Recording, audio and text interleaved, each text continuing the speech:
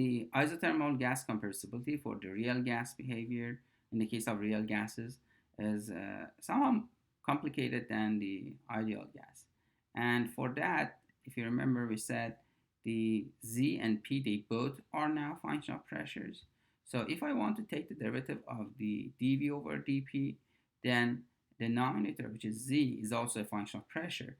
So it becomes dZ over dP at a constant temperature times the P minus the derivative of the denominator times denominator, so it becomes minus Z divided by P squared, and nRT was constant. Okay.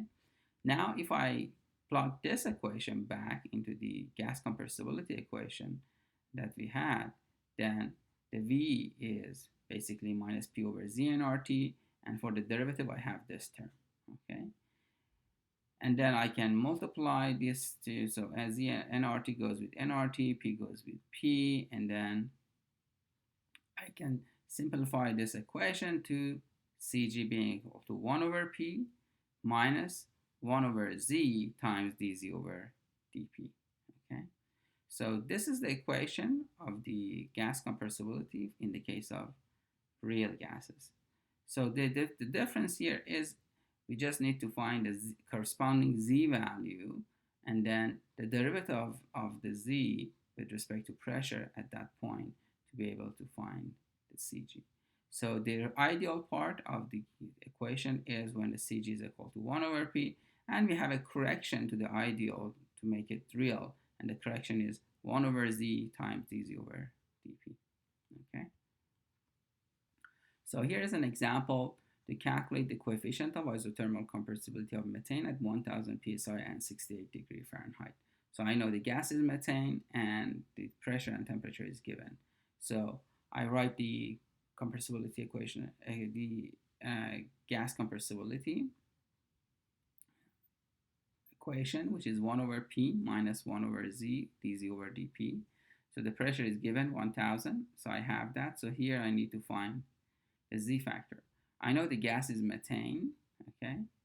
So I know the gas is methane, so I can go to the methane chart and I can read the Z factor at 1068. So this is my methane, this is the pressure of 1000, and this is my temperature.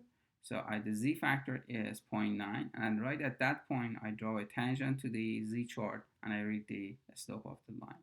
So the Z was 0.89, and if I read the slope at that point, I got the slope. Now I have the pressure, I have the Z, and I have the slope. I can plug in and I can find the gas compressibility. Okay. But again, that equation works if I want to do the pure gases. However, if I have a mixture of multiple components, then I need to make that equation even simpler. So to do that, what we are going to use is to use the law of corresponding state. And if you remember in the law of corresponding state, what we were using, instead of using pressure, we were using some normalized pressure. We were using the PPR, reduced pressure, which was pressure over PPC, or P is equal to PPC times PR. So we are going to use the PPR and reduce pressure and reduce temperatures. And here, dZ over dP, I can reuse so remember in that equation, I had dZ over dP. Now I want to write this equation based on the pseudo-reduced pressure because I wanted to use for mixture of gases.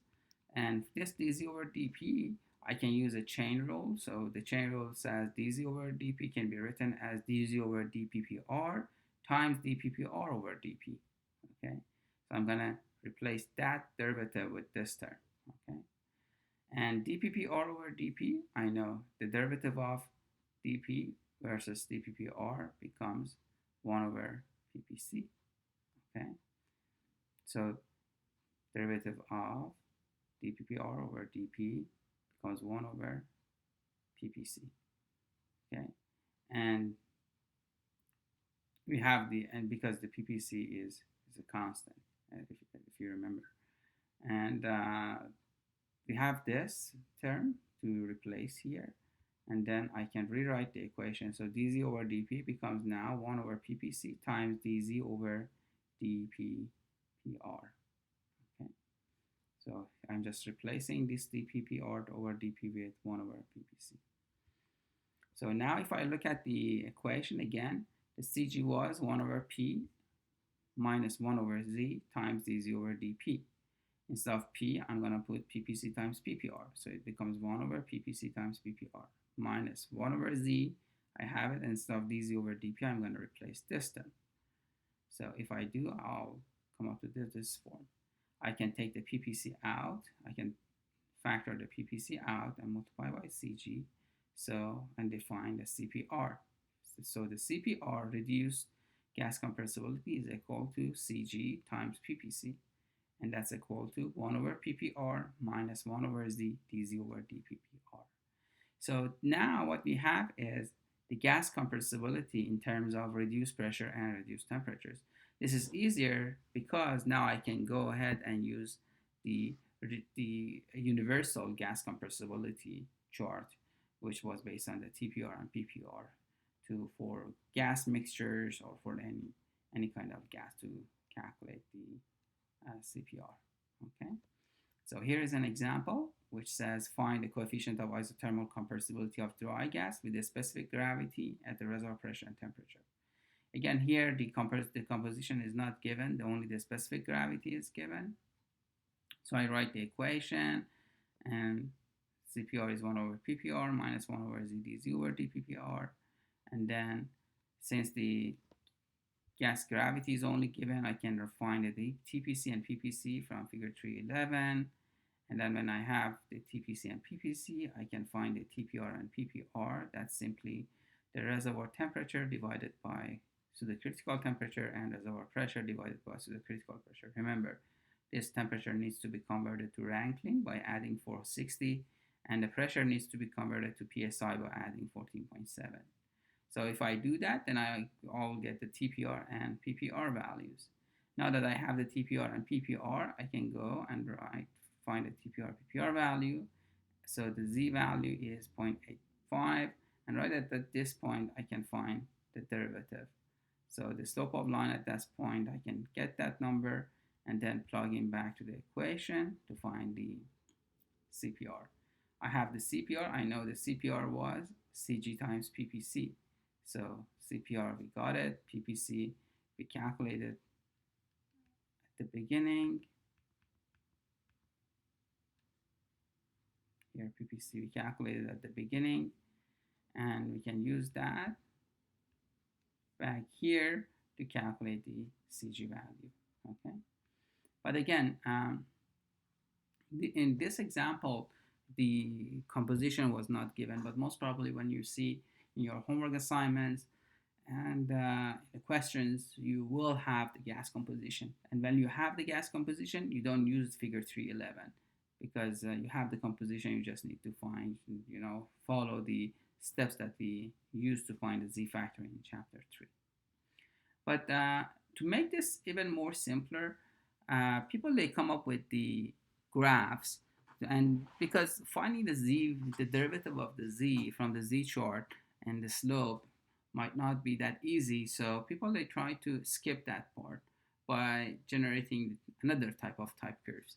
So in this example, we see the figure 6.4, that's the pseudo-reduced pressure and on the x-axis, and in the y-axis we have the pseudo-reduced gas compressibility times the pseudo-reduced temperature as a function of different TPR values. Okay, so if it comes to you in your homework assignment and in the exam, this is a graph that we can use. That's much simpler. And how it works, the first part is exactly the same. So we need to find the TPC and the PPC values. And if we do have the non-hydrocarbon components, we need to correct that and find the TPR and PPR. But when we find the TPR and PPR, instead of going to the Z chart, we can directly come to this chart. And this chart, when we have the PPR and the TPR, I can read the CPR times TPR values. Again, the TPR we know, so I can find the CPR, and then the CPR was simply Cg over PPC, which we know the PPC, and I can find the Cg. So it's a much simpler way of finding the gas compressibility, which doesn't need you to go to the Z chart and read from the and find the slope of the line in the Z chart. Here we just simply go to figure 6.4. Knowing the TPR and the PPR, we can find the CG value. And this is actually the way that I recommend you to practice for your homework assignments, and if it comes to the exam in your exam questions. Okay. Okay, the next property that we are interested to work with is the gas viscosity. Okay, so this becomes your second homework, second open book question exam. So the coefficient of gas viscosity. The gas viscosity, very important to calculate. We have two different gas viscosities. We have dynamic viscosity and we have kinematic viscosity. So the viscosity itself is a measure of the resistance to flow exerted by the fluid. Usually it's given in the units of centipoise, and that's simply gram of mass per 100 second centimeter. Okay, this is called dynamic viscosity. But sometimes people are using kinematic viscosity. That's simply the dynamic viscosity divided by the density of the gas, and the dimension is centipoise over gram per cc. Okay, so how the viscosity is changing as a function of pressure. The viscosity is changing as a function of pressure at the reservoir condition, but the behavior is different at different temperatures. So at a constant temperature, let's say this is constant at constant temperature, at a high reservoir pressure, the viscosity is high. Because the reservoir pressure is high, the gas is compressed, so the viscosity is higher. As we drop the reservoir pressure, gas expands, so the viscosity drops. So as we drop the pressure, gas expands and the viscosity drops. Okay, so that's the behavior. So at a high pressure, the viscosity is high. As we drop the pressure, the viscosity drops. Okay, so this is the behavior of the viscosity as a function of pressure. Now, if we change the temperature, now if we go from temperature T1 to temperature T2, and we assume the T2 is higher than the T1, so we go to the higher temperature. So at the reservoir condition, the gas is compressed. So if I increase the temperature, gas expands, so the viscosity will drop. So the viscosity at high temperature, at a higher temperature, at the reservoir condition would be less than the viscosity at lower temperature at reservoir condition. Okay, so this is if at the reservoir pressure I increase the temperature, the viscosity drops. Okay, so the viscosity drops. Then if I decrease the pressure, the viscosity drops more. However, at the lower temperatures, at much lower temperature, the gas is already expanded because the temperature is low. The pressure is low. The gas is expanded. Now at this low pressure, if I increase the temperature, what happens? The gas molecules, they come closer to each other, because when I increase the temperature, I increase the gas movement, right? So the gas molecules, they come closer together, and then the attractive forces brings the gas together. So the gas makes it compressed. So at high pressure, if you increase the temperature, gas expands, the viscosity drops. At low pressure, however, if you increase the temperature, gas compresses.